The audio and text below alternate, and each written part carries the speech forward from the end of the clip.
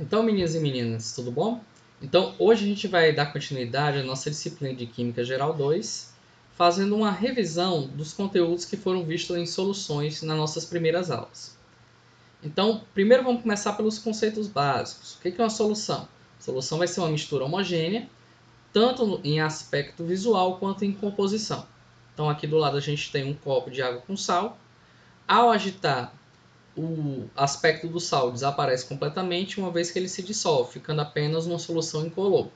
Então, não importa o canto que você tentar tomar essa água, vai estar exatamente salgado do mesmo jeito, certo? Devido a essa homogeneidade de composição. Quem são os componentes de uma solução? A solução ela vai apresentar dois componentes. O soluto, que vai ser aquele componente minoritário, normalmente é quem se dissolveu ou o que foi dissolvido. E também vai ter o solvente, que vai ser o componente majoritário, que é normalmente onde o soluto se dissolveu. As soluções elas têm uma propriedade chamada de solubilidade. O que é a solubilidade? É a quantidade máxima de soluto que consegue se dissolver em determinado solvente naquela condição de temperatura. Então, a classificação das soluções. As soluções elas podem ser classificadas com relação à quantidade relativa de soluto. Ela vai ser classificada no caso de três formas. Quais são essas formas? Saturada, quando a concentração da solução for igual à da solubilidade, ou seja, o solvente está com a quantidade máxima de soluto que ele suporta dissolver. Também tem as soluções insaturadas, que é quando você tem uma concentração abaixo do limite de solubilidade. E a gente vai ter soluções que são chamadas de soluções supersaturadas, certo? O que é uma solução supersaturada, professor? É uma solução que ela tem mais soluto do que ela aguenta dissolver. Como isso é possível? Através de um processo de modificação da temperatura. Você modifica a temperatura da solução de forma que ela consiga dissolver aquele excesso de soluto e em seguida você deixa resfriar lentamente. Se a solução for resfriada lentamente, sem nenhuma perturbação, ela demora a perceber, digamos assim, que é necessário, que ela está com soluto em excesso. Então, dessa forma, ela fica com esse soluto em excesso até que haja uma perturbação. Que tipo de perturbação? Por exemplo, você pode simplesmente bater um pouquinho no copinho da solução, que esse excesso de soluto ele vai precipitar, formando o que a gente chama de corpo de fundo. Então, vamos pegar um exemplo aqui. Do lado direito, a gente tem um gráfico de solubilidade, certo? Então, o que é um gráfico de solubilidade? O gráfico de solubilidade ele vai mostrar quanto a quantidade em gramas de soluto vai se dissolver em 100 gramas de água. E isso vai variar em função da temperatura. Então, no eixo X a gente tem a temperatura e no eixo Y a gente tem a solubilidade. Então, vamos pegar uns exemplos aqui para a gente aprender a identificar. Toda vez que você tem uma curva de solubilidade, o que acontece? Se a concentração por 100 gramas estiver sobre a curva, significa que a solução está saturada. Se estiver abaixo da curva, ela vai ser uma solução insaturada. Se ela estiver acima da curva e totalmente dissolvida, não tiver a presença de uma segunda fase, a gente tem uma solução supersaturada. Mas se ela estiver acima da curva e houver as duas fases, ou seja, a presença do corpo de fundo do precipitado, a gente vai ter uma solução saturada com o corpo de fundo. Certo? Então vamos pegar os exemplos aqui. Classifique as seguintes soluções baseando-se no gráfico de solubilidade. Então o que é que vai acontecer? Primeira situação, a gente vai ter o sal KNO3. Então a gente vem aqui no gráfico e identifica a curva do KNO3, que vai ser essa curvazinha verde que a gente está vendo aqui. Então a gente vai dissolver com quanto? 100 gramas de água. Dissolver em 100 gramas de água, beleza. É só leitura direta do gráfico. Por quê? Porque os dados do gráfico estão dando por 100 gramas de água. Então, beleza. 50 gramas. Temperatura, 30 graus. Então, a gente tem que ver no 30 graus, olhar aqui e encontrar em que ponto a curva de solubilidade vai se apresentar na temperatura de 30 graus. Então, está aqui aproximadamente 45 gramas, né? Está aproximadamente no meio entre 40 e 50. Se eu olhar aqui,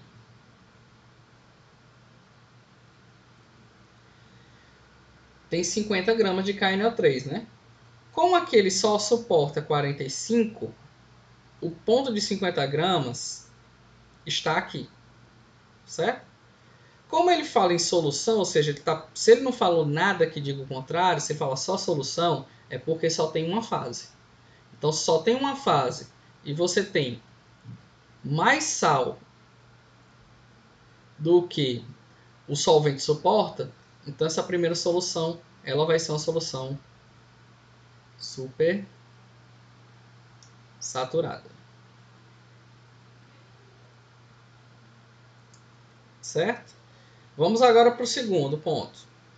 Quando a gente trabalhar agora com o segundo ponto, o que vai acontecer? Sal vai ser o NaCl, então a gente vai lá identificar a curva, vai ser essa azul claro do NaCl, certo? Temperatura 90 graus, então a gente pega aqui o 90 graus e sobe pelo eixo até encontrar o ponto de solubilidade a 90 graus. Se a gente vê, ele coincide aproximadamente com 40 gramas em 100 gramas de água, né? Então, o que acontece? Vamos olhar agora a quantidade de água. A quantidade de água não é 100 gramas, é 50, certo? Então, se 50 gramas de água está com 20 gramas, como é que eu converto essa quantidade para identificar no gráfico? Para chegar em 100 gramas, a gente precisa multiplicar essa quantidade de água por 2. Se você multiplica a quantidade de água, automaticamente tem que multiplicar também a quantidade do soluto. Então, se você multiplicar aqui por 2, vai dar 100 gramas de água. E a quantidade equivalente de sal para 100 gramas de água seria o quê? 2 vezes 20 seria 40 gramas. Certo? Só que 40 gramas é a própria solubilidade. Ou seja, nesse caso, o que acontece? A concentração é igual à solubilidade. Isso é característica de uma solução saturada. Certo? Se a gente for trabalhar agora com o próximo sal é quem? O KCl. KCl vai ser essa curva azul escura aqui. Então vamos lá. Aqui é tranquilo, já está trabalhando com 100 gramas de água. Temperatura 80 graus. Então vamos lá, 80 graus está por aqui. Quantidade que foi dissolvida? 50 gramas. Certo? Então, vamos lá. 80 graus, quanto é a solubilidade do KCl? Vai ser nesse ponto aqui, certo? Que é um pouquinho acima de 50. Como foram dissolvidos 50 gramas, a gente consegue perceber que a quantidade dissolvida é menor, certo? Daqui a quantidade dissolvida e aqui a solubilidade. Como a concentração é menor do que a solubilidade, a solução do item C é uma solução insaturada. Tranquilos?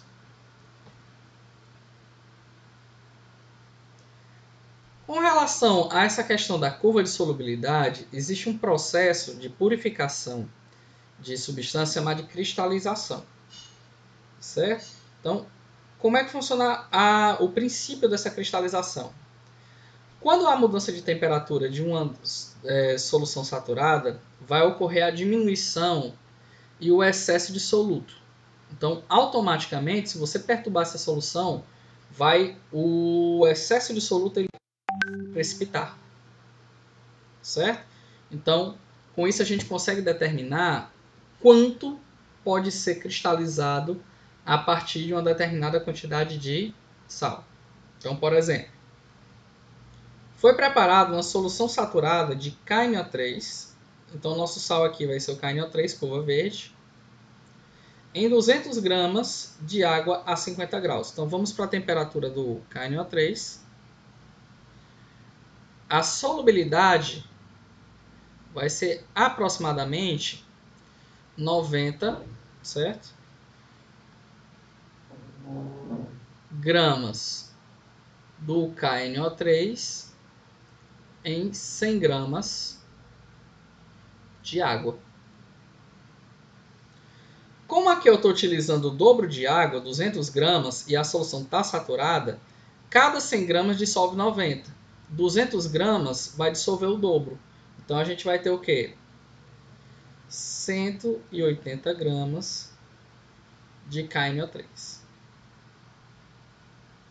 Ele pergunta, gente, ao resfriar até 10 graus, qual é a massa do KNO3 que vai cristalizar? Então vamos olhar. 10 graus, a temperatura está aqui. Vamos achar agora a solubilidade do KNO3 a 10 graus. Ele vai ser aproximadamente 20 gramas de KNO3 para cada 100 gramas de água. Lembrem que aqui a gente tem 200 gramas de água, né? É o que a solução está mostrando. Então, se 100 gramas consegue dissolver 20, o dobro, 200 gramas, vai conseguir dissolver 40 gramas de KNO3. Então, isso aqui, 180 gramas, é o que dissolve a 50 graus. E 40 gramas é o que dissolve a 10 graus. Professor, então quanto é a massa que cristaliza? Vai ser a massa que você tinha no início, menos a massa que a solução consegue dissolver no final. Então, se você fizer essa diferença aqui, 100 menos 40 vai dar 140 gramas de KNO3 precipita. Beleza? Então sempre ter cuidado com isso.